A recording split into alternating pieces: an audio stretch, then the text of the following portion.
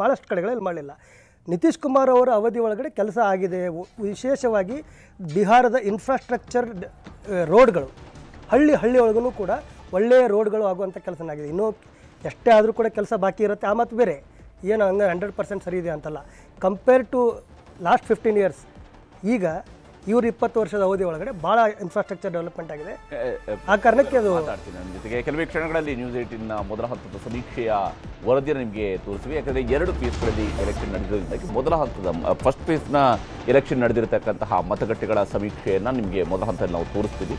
ಮೊದಲ ಹಂತದಲ್ಲಿ ಯಾರು ಮುನ್ನಡೆಯನ್ನು ಹೊಂದಿದ್ರು, ಮೊದಲ ಹಂತದಲ್ಲಿ ನಡೆದಿರತಕ್ಕಂತಹ 121 ಕ್ಷೇತ್ರಗಳ ಮತದಾನ, ಆ ಸಂದರ್ಭದಲ್ಲಿ ಯಾರು ಮುನ್ನಡೆಯಲ್ಲಿ ಇದ್ದರು, ಹಾಗೆಯೇ ಎರಡನೇ ಹಂತದಲ್ಲಿ ಯಾರಿಗೆ ಏನಾಗಿದೆ, ಯಾವ ಸ್ವರೂಪದಲ್ಲಿ ಎರಡನೇ ಹಂತದ ಒಂದು ಮತದಾನದ ಸಂದರ್ಭದಲ್ಲಿ ಯಾರು ಮೇಲುಗೈಯನ್ನು ಸಾಧಿಸಿದ್ದಾರೆ ಅನ್ನೋದಕ್ಕೆ ಸಂಬಂಧಪಟ್ಟಂತೆಯೂ ಕೂಡ ಬಹಳ ಕುತೂಹಲಗಳಿದ್ದಾವೆ. ಯಾಕೆಂದರೆ ಬಿಹಾರದ ಚುನಾವಣೆ, ನಾನು ಆಗಲೇ ಹೇಳಿದಾಗೆ, ದೇಶದ ಚುನಾವಣೆಯಲ್ಲಿ ತನ್ನದೇ ಆದಂತಹ ಒಂದು ಪ್ರಭಾವವನ್ನು ಹೊಂದಿರತಕ್ಕಂತಹ ರಾಜ್ಯ ಬಿಹಾರ. ಯಾಕಂದರೆ ಒಂದು ಜನತಾ ಪಕ್ಷಗಳು ಇದ್ದಾಗ, ಜನತಾ ಪರಿವಾರದ ಸದೃಢವಾಗಿದ್ದಂತಹ ಸಂದರ್ಭದಲ್ಲಿ, ಅಥವಾ ಜನತಾ ದಳ ಮಾತ್ರ ಇದ್ದಾಗ ಬಿಹಾರ ಮತ್ತು ಕರ್ನಾಟಕ ಎರಡೂ ಕೂಡ ಜನತಾ ಪರಿವಾರದ ಆಡಳಿತಕ್ಕೆ ಒಳಪಟ್ಟಂತಹ ರಾಜ್ಯಗಳೇ ಆಗಿದ್ವು. 90ರ ದಶಕದಲ್ಲಿ ಬಿಹಾರದಲ್ಲಿ ಮೊದಲಿಗೆ ಜನತಾದಳ ಅಧಿಕಾರಕ್ಕೆ ಬಂದರೆ 94ರಲ್ಲಿ ಕರ್ನಾಟಕದಲ್ಲಿ ಜನತಾದಳ ಅಧಿಕಾರಕ್ಕೆ ಬಂದಿತ್ತು. ಆ ನಂತರದ ಕಳೆದ 30 ವರ್ಷಗಳಲ್ಲಿ ಅಥವಾ 40 ವರ್ಷಗಳ ಅವಧಿಯ ಒಳಗೆ ದೇಶದ ರಾಜಕಾರಣದಲ್ಲಿ ಬಹಳಷ್ಟು ಬದಲಾವಣೆಗಳು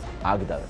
ಈಗ ಬಿಹಾರದಲ್ಲಿ ಯಾರಿಗೆ ಮುನ್ನಡೆ, ಯಾರಿಗೆ ಹಿನ್ನಡೆ ಅನ್ನುವಂಥದ್ರ ಬಗ್ಗೆಯೂ ಕೂಡ ಬಹಳ ಕುತೂಹಲ ಇದ್ದೇ ಇರುವಂಥದ್ದು. 243 ವಿಧಾನಸಭಾ ಕ್ಷೇತ್ರಗಳಿರ್ತಕ್ಕಂತಹ ರಾಜ್ಯ ಬಿಹಾರ. ನಿತೀಶ್ ಕುಮಾರ್ ಅವರ ಸತತ 20 ವರ್ಷಗಳ ಆಳ್ವಿಕೆ, ಭಾಳಷ್ಟು ಚರ್ಚೆಗಳಾಗ್ತಾ ಇದ್ವು. ಯಾರಿಗೆ ಓಟ್ ಹಾಕಿ, ಆದರೆ ಮುಖ್ಯಮಂತ್ರಿ ಆಗೋದಂತೂ ನಿತೀಶ್ ಕುಮಾರ್ ಅನ್ನುವಂಥವ್ರವರೆಗೂ ಕೂಡ ವಿಡಿಯೋಗಳು ವೈರಲ್ ಆಗ್ತಾ ಇತ್ತು. ಯಾರನ್ನೇ ಬೇಕಾದ್ರೆ ನೀವು ಗೆಲ್ಲಿಸಿ, ಆದರೆ ಮುಖ್ಯಮಂತ್ರಿ ಆಗೋದು ನಿತೀಶ್ ಕುಮಾರ್ ಅನ್ನೋದು. ಯಾಕಂದರೆ ನಿತೀಶ್ ಕುಮಾರ್ ಈ ಕಡೆಗೂ ಸೆಟ್ ಆಗ್ತಾರೆ, ಆ ಕಡೆಯಲ್ಲೂ ಸೆಟ್ ಆಗ್ತಾರೆ. ಅವಕಾಶವಾದಿ ಅಂತೇಳಿ ಇವರು ಬೈತಾರೆ, ಅವರು ಬೈತಾರೆ, ಎಲ್ಲರೂ ಬೈತಾರೆ ಅವ್ರನ್ನ ಅವಕಾಶವಾದಿ ಅಂತೇಳಿ.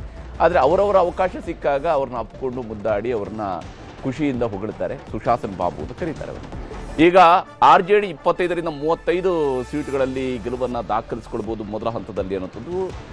BJP 20ರಿಂದ 30 ಸ್ಥಾನಗಳಲ್ಲಿ ಗೆಲುವನ್ನು ದಾಖಲಿಸ್ಕೊಳ್ಬಹುದು ಅನ್ನುವಂಥದ್ದು. NDAಗೆ 60ರಿಂದ 70 ಸ್ಥಾನಗಳು ಸಿಗಬಹುದು ಅನ್ನುವಂಥದ್ದು. ಮೊದಲ ಹಂತದ ಮತದಾನ ನಡೆದಿರತಕ್ಕಂತಹ ಕ್ಷೇತ್ರಗಳ ವಿಚಾರಕ್ಕೆ ಬಂದಾಗ NDAಗೆ 60ರಿಂದ 70, ಗಠಬಂಧನ್ಗೆ 45ರಿಂದ 55 ಸೀಟ್ಗಳು ಸಿಗಬಹುದು ಅನ್ನುವಂತಹ ನಿರೀಕ್ಷೆಯನ್ನು ನ್ಯೂಸ್ 18 ನಡೆಸಿರ್ತಕ್ಕಂತಹ ಸಮೀಕ್ಷೆಯ ಸಂದರ್ಭದಲ್ಲಿ ಗೊತ್ತಾಗಿರುವಂಥದ್ದು.